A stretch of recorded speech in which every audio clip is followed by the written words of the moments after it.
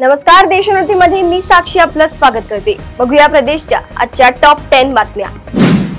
भारताच्या उत्तरेला असलेल्या नेपाळमध्ये काही दिवसांपासून हिंसक आंदोलन सुरू आहे। तेथील आंदोलकांनी संसद, शासकीय इमारती, आजी माजी पंतप्रधानांच्या घरांना लक्ष्य केले आहे। यामुळे विद्यमान पंतप्रधान के.पी. शर्मा ओली यांना राजीनामा द्यावा लागलाय। त्यातच शिवसेना ठाकरे गटाचे नेते संजय राऊत यांनी भारतालाही सावध राहण्याचा इशारा दिलाय।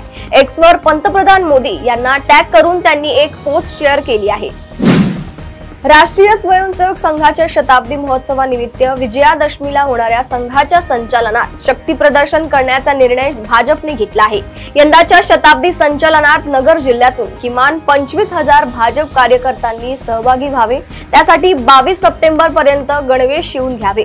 गणवेशासाठी संघाच्या नगरमधील कार्यालयात संपर्क करावा, अशी स्पष्ट सूचना भाजप कार्यकर्त्यांना मंगळवारी झालेल्या कार्यशाळेत प्रदेश संघटन मंत्री विजय चौधरी व प्रदेश मुख्यालयातील प्रमुख रवी अनासपुरे यांनी केली आहे।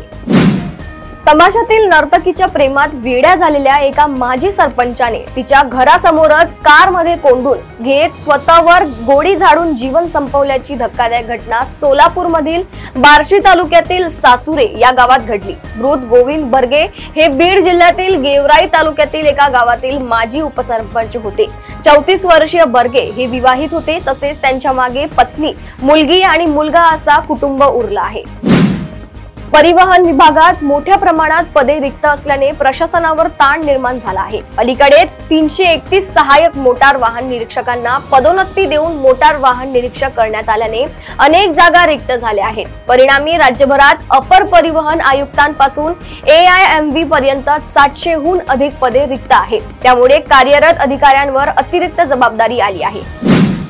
राज्यसेवा मुख्य परीक्षा 2024 चा निकाल मंगळवारी 9 सप्टेंबर 2025 रोजी जाहीर झाला। यानुसार राज्यातील 1516 विद्यार्थी मुलाखतीस पात्र ठरले आहेत। त्यातील सर्वाधिक 1004 विद्यार्थी पुणे केंद्रातील आहेत। त्या खालाखाल छत्रपती संभाजीनगर येथील 143, नाशिक येथील 111, नवी मुंबई येथील 108, नागपूर येथील 104 आणि सर्वात कमी 46 विद्यार्थी अमरावती येथील आहेत।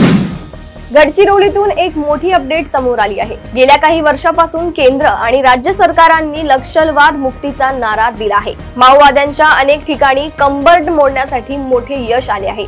अनेक ठिकाणी नक्षलवाद्यांचा बिमोड झाला आहे। याच वर्षाअखेर नक्षलवादी चळवळ संपूर्णपणे हद्दपार करण्यासाठी केंद्रीय यंत्रणांनी कंबर कसली आहे। तर दुसरीकडे माओवादी अजून संपले नाहीत असा थेट इशारा त्यांनी दिला आहे। त्यासाठी जहाल माओवाद्यांच्या हाती सूत्र देण्यात आली आहे। धारावी पुनर्विकास प्रकल्पाने प्रकाशित केलेल्या दुसरा परिशिष्ट 2 मसुद्यानुसार येथील सरदार वल्लभभाई पटेल नगरातील 65% घरे पुनर्विकासासाठी पात्र ठरली आहेत। येथील पात्र घरांची संख्या 322 एवढी आहे। परिशिष्ट 2 मध्ये एकूण 546 जागांचा समावेश असून त्यात 38 ठिकाणे सार्वजनिक आहेत, तर उर्वरित घरांची संख्या 507 एवढी आहे।